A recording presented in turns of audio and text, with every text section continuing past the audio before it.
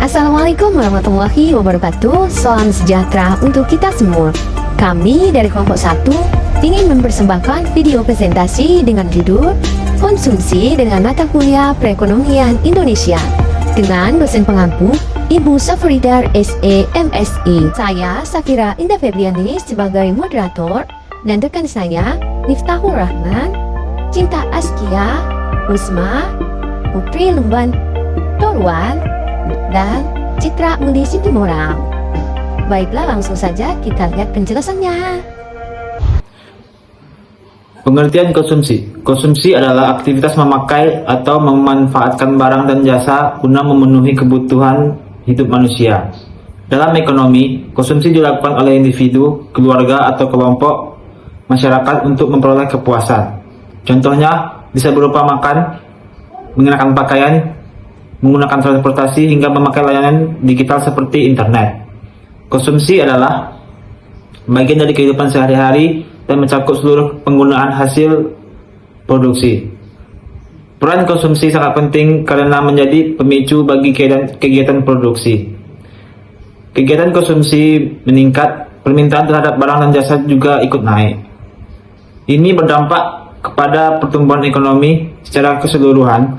Bahkan dalam perhitungan pendapatan nasional, konsumsi dari rumah tangga menjadi salah satu faktor utamanya. Jenis-jenis konsumsi. Konsumsi ada beberapa jenis. Yang pertama, konsumsi rumah tangga. Konsumsi rumah tangga merupakan konsumsi yang dilakukan oleh individu atau keluarga untuk memenuhi kebutuhan sehari-hari, seperti makanan, pakaian, transportasi, dan juga tempat tinggal. Yang kedua, konsumsi perusahaan.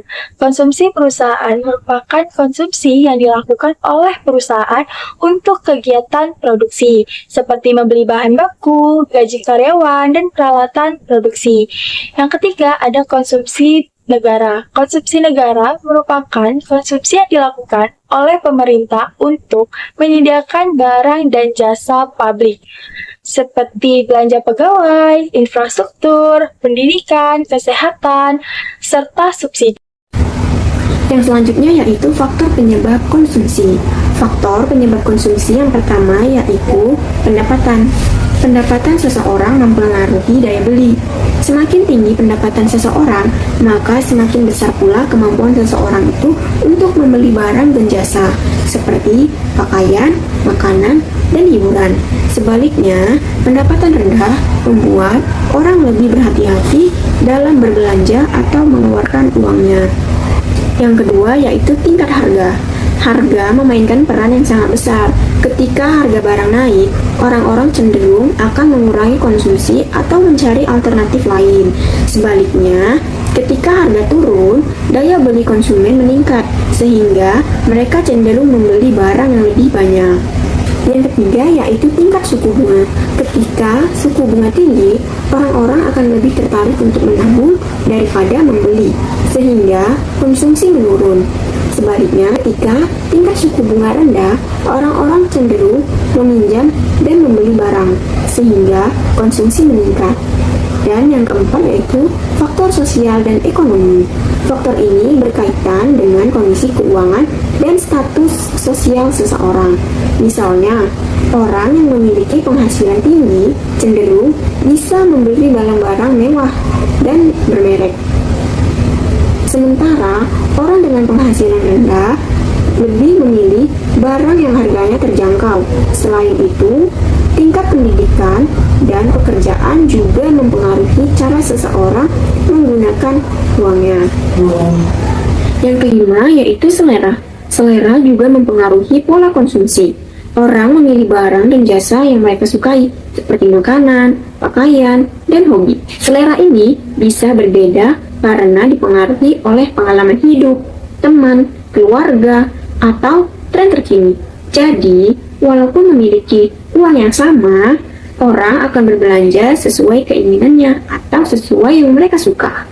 Salah satu rumus konsumsi yang biasanya digunakan dalam analisis ekonomi yaitu C sama dengan A ditambah B, di mana C sama dengan konsumsi total, A sama dengan konsumsi otonom atau konsumsi minimum yang dilakukan tanpa mempertimbangkan pendapatan, B sama dengan marginal propensity to consume.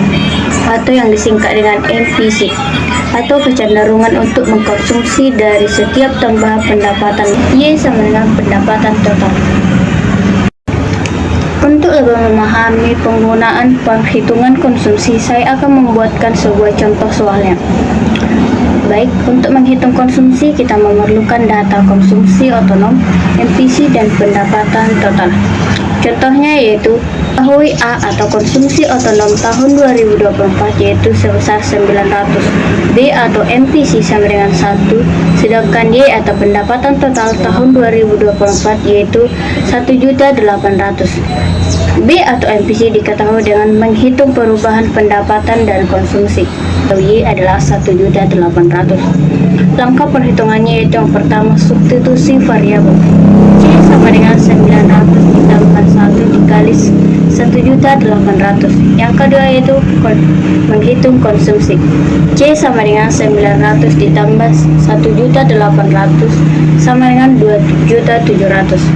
Kesimpulannya, dari perhitungan tersebut, konsumsi total pada tahun 2024 diperkirakan sebesar 2.700.000. Demikianlah contoh perhitungan konsumsi. Peran konsumsi sebagai salah satu komponen utama dalam pembentukan produk domestik bruto atau PDB, serta dampaknya terhadap pertumbuhan dan stabilitas ekonomi nasional.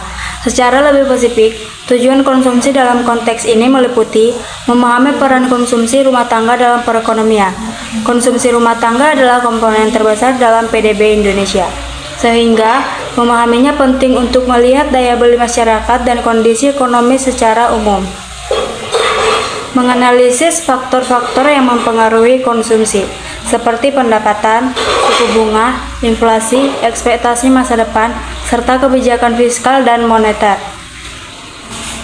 Menilai dampak perubahan konsumsi terhadap pertumbuhan ekonomi. Perubahan dalam pola konsumsi bisa berdampak langsung pada output nasional dan kesempatan kerja.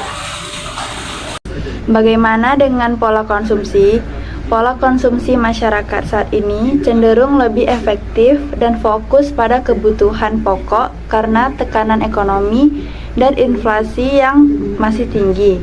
Masyarakat lebih mengutamakan belanja bahan makanan dan kebutuhan esensial sambil membatasi pengeluaran untuk barang sekunder seperti pakaian dan hiburan. Selain itu, konsumen semakin aktif mencari diskon dan promosi serta berbelanja secara online dengan lebih berhati-hati, menyesuaikan dengan kondisi ekonomi yang menantang. Secara umum, konsumsi rumah tangga tumbuh namun dengan laju yang melambat dan didominasi oleh kebutuhan dasar serta layanan transportasi dan komunikasi.